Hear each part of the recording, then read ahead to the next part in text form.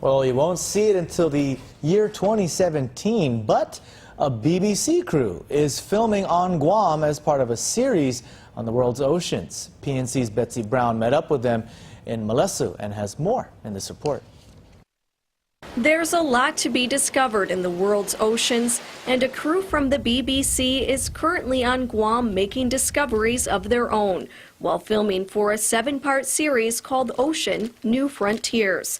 BBC producer Miles Barton and cameraman Rod Clark have been here for about 2 weeks, focusing on the island's coastal areas. And what you've got is great crashing waves, particularly on one side of the island, and then on this side of the island, fortunately, it's a bit calmer and we can get closer to the kind of life that comes out of the rock pools. So we're looking at crabs and hermit crabs, things like that. It's the tiny critters in these coastal areas that come and go with the ocean tides that the filmmakers find most fascinating. Discovered these chitin things that I'd never actually heard of. Basically, they're a big slug, snail-like thing, but without a shell.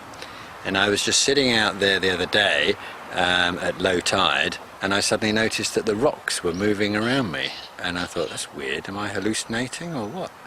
And then I realized that actually they weren't rocks, they looked like rocks, but they were moving. They're perfectly camouflaged. The chitins feed on the rocks during low tide and then go back into hiding when the tide comes back in.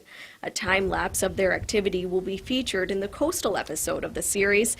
That finding is just one of the reasons Barton says Guam is the perfect location to film.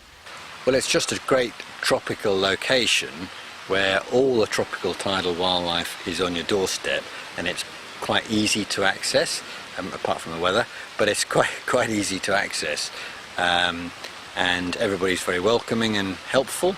Local filmmaker Chase Weir is assisting the BBC crew during their visit. Betsy Brown, PNC News.